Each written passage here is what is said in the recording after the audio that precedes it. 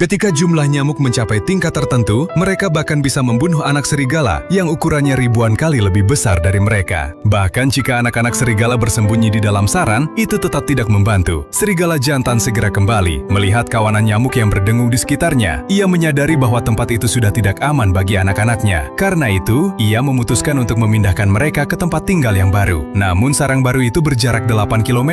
Di tengah hutan belantara yang berbahaya ini, mereka harus mencapai tempat perlindungan baru secepat mungkin. Serigala jantan dewasa berlari dengan sangat cepat, tetapi anak-anak serigala kesulitan mengikutinya. Kaki mereka yang pendek terus berusaha bergerak, tetapi mereka tidak mampu menyamai kecepatan ayahnya. Setelah berlari sejauh 3 km, anak serigala yang paling banyak digigit nyamuk mulai kehilangan tenaga. Jadi sang ayah menyembunyikannya di tempat perlindungan sementara agar ia bisa memulihkan kekuatannya. Setelah memastikan daerah tersebut untuk sementara aman, ia melanjutkan perjalanan bersama 2 anak serigala lainnya. Untungnya, perjalanan berikutnya berjalan lancar. Setelah menempuh 5 km lagi, sang ayah akhirnya tiba di rumah baru. Di sana jumlah nyamuk lebih sedikit, sehingga tempat itu jauh lebih aman bagi anak-anak serigala. Serigala jantan yang kurang teliti itu menempatkan anak-anaknya di sana, lalu pergi berburu, tanpa menyadari bahwa ia telah meninggalkan satu anak serigala di tengah perjalanan. Sementara itu, ketika induk serigala dan anggota kawanan lainnya kembali ke sarang lama, mereka menyadari bahwa anak-anak serigala telah menghilang. Karena ingin menemukan anak-anak mereka secepat mungkin, kawanan tersebut berpencar dan mulai mencari dengan mengikuti jejak aroma mereka. Setelah 8 jam pencarian yang melelahkan, mereka akhirnya menemukan sarang baru yang berjarak 10 km.